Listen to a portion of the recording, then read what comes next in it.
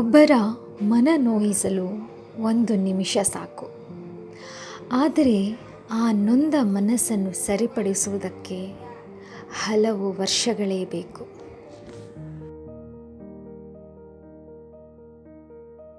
ನಮ್ಮ ಅಳತೆ ಲೆಕ್ಕಾಚಾರಕ್ಕೂ ಮೀರಿದ ಜೀವನ, ನಿರೀಕ್ಷೆಗಳು ಬೇರೆ, ಬರುವಂತಹ ಪರೀಕ್ಷೆಗಳು ಬೇರೆ.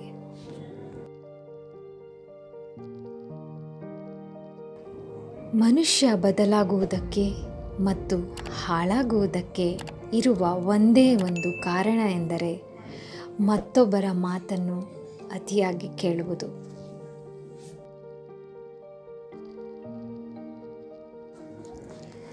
ಮಾತು ಮತ್ತು ಮನಸ್ಸು ಒಂದೇ ಆಗಿರಲಿ. ಮಾತಲ್ಲಿ ಒಂದು, ಮನಸ್ಸಲ್ಲಿ ಇನ್ನೊಂದು ಎಂಬ ಭಾವನೆ ಎಂದೂ ಇರದಿರಲಿ.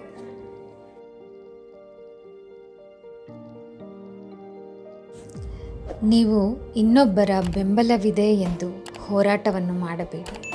ನಿಮ್ಮ ಜ್ಞಾನದ ಬೆಂಬಲದೊಂದಿಗೆ ಹೋರಾಟ ಮಾಡಿ.